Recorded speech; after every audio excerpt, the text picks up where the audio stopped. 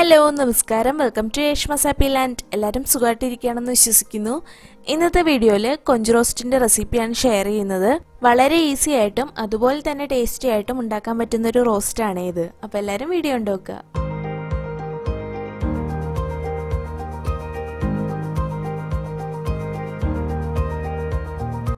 ആദ്യം തന്നെ കൊഞ്ച് ഞാനിവിടെ ക്ലീൻ ആക്കി വെച്ചിട്ടുണ്ട്. അതിനെ മാരിനേറ്റ് ചെയ്യാൻ പോവുകയാണേ.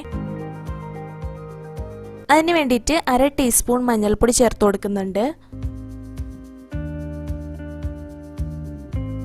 ഇനി 1 ടേബിൾ സ്പൂൺ കാശ്മീരി മുളക് പൊടി ചേർത്ത് കൊടുക്കുന്നുണ്ട്. ഇനി ആവശ്യത്തിന് ഉപ്പ് ചേർത്ത് കൊടുക്കുക.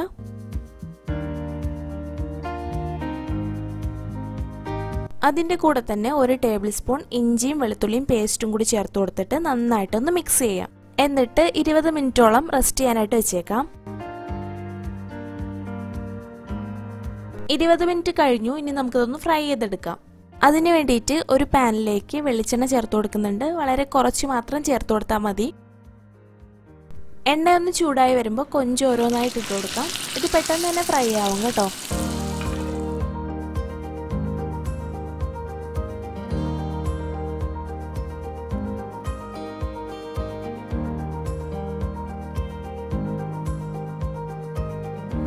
ഇതിൻ്റെ കൂടെ ഞാൻ കുറച്ച് കറിവേപ്പിലയും കൂടെ ചേർത്ത് കൊടുക്കുന്നുണ്ട്. അതിൻ്റെ ഫ്ലേവർ ഇഷ്ടമാണെങ്കിൽ മാത്രം ചേർത്ത് കൊടുത്താൽ മതി കേട്ടോ. ഒരു സൈഡ് നന്നായിട്ട് കുക്ക് ആവുമ്പോൾ മറിച്ചിട്ട് കൊടുക്കാം.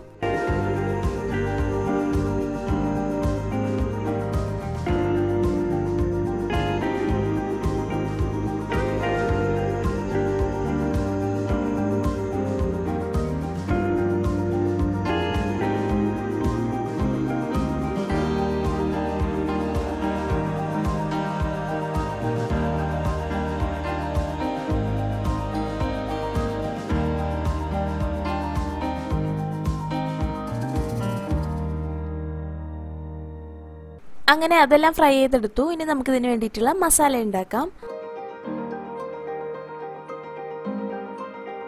നേരത്തെ ഫ്രൈ ചെയ്ത ആ ഒരു ഓയിലിൽ തന്നെയാണ് ഞാൻ മസാല ഉണ്ടാക്കാൻ പോകുന്നത്. അപ്പോൾ ഈ ഒരു ഓയിലൊന്ന് ചൂടായി വരുമ്പോൾ നമുക്ക് സവോള ഇട്ട് കൊടുക്കാം. ഞാനിവിടെ 2 സവോള എടുത്തിട്ടുണ്ട്. സവോള ഒന്ന് വഴന്നു വരുമ്പോൾ ഇഞ്ചിയും വെളുത്തുള്ളിയും പേസ്റ്റ് ചേർത്ത് കൊടുക്കാം.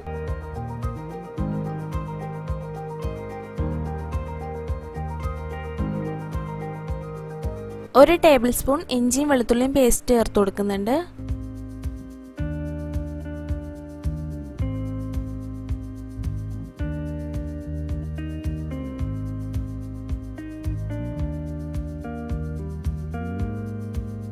ഇഞ്ചി വെളുത്തുള്ളിയൊക്കെ നന്നായിട്ട് മൂത്ത് വന്നിട്ടുണ്ട്. ഇനി നമുക്ക് പൊടികൾ ചേർത്ത് കൊടുക്കാം. 1/4 ടീസ്പൂൺ മഞ്ഞൾപ്പൊടി, 1 ടീസ്പൂൺ കാശ്മീരി മുളക് പൊടി, 1 ടീസ്പൂൺ തന്നെ മല്ലിപ്പൊടിയും കൂടി ചേർത്ത് കൊടുത്തിട്ട് ഇതിൻ്റെ എല്ലാം പച്ചമണം മാറുന്ന വരെ ഒന്ന് വഴറ്റി കൊടുക്കാം.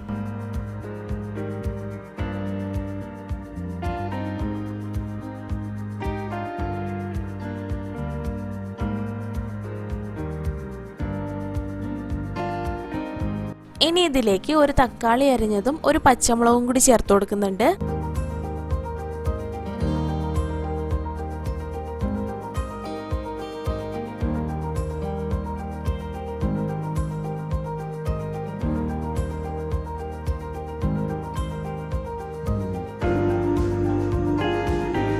ഈ സമയത്ത് ആവശ്യത്തിന് ഉപ്പും കൂടി ചേർത്ത് കൊടുക്കാം.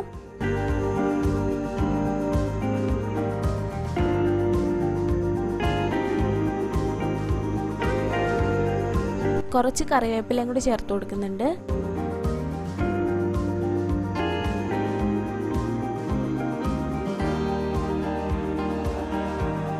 തക്കാളി ഒന്ന് വേവാൻ വേണ്ടിയിട്ട് ഞാൻ 1/2 ഗ്ലാസ് ചൂടുവെള്ളം കൂടി ചേർത്ത് കൊടുക്കുന്നുണ്ട്.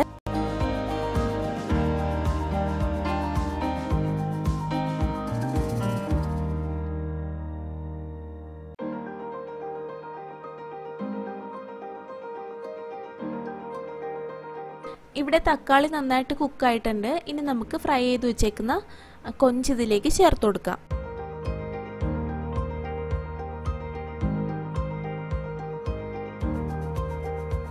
ഇനി ഇതൊന്ന് മിക്സ് ചെയ്ത് കൊടുക്കാം. ഈ സമയത്ത് ഉപ്പ് ആവശ്യമെന്നുണ്ടെങ്കിൽ ചേർത്ത് കൊടുക്കുക. എന്നിട്ട് ഇതൊരു 5 മിനിറ്റോളം അടച്ച് വെച്ചൊന്ന് കുക്ക് ചെയ്തെടുക്കാം. ലോ ഫ്ലെയിമിൽ ഇട്ടിട്ട് വേണം കുക്ക് ചെയ്യാനായിട്ട്.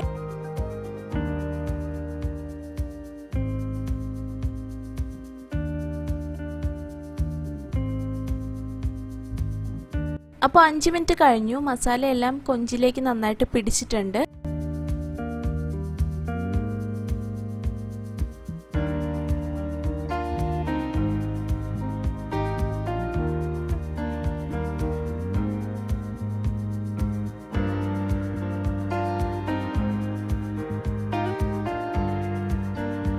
അപ്പോൾ റോസ്റ്റ് ഇവിടെ റെഡി ആയിട്ടുണ്ട്.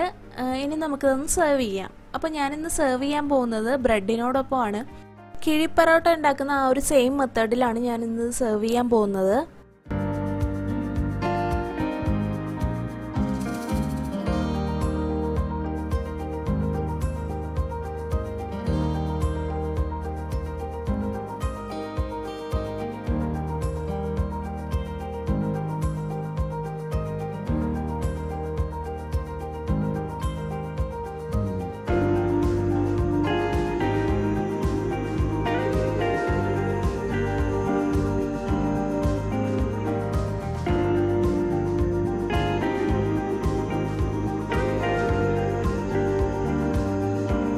ഇനി ഇതൊരു 5 മിനിറ്റ് സ്റ്റീം ചെയ്തെടുക്കാം. അപ്പോൾ ഇത് സ്റ്റീം ചെയ്തെടുത്തിട്ടുണ്ട്. ഇനി നമുക്കിതൊന്ന് തുറന്നു നോക്കാം.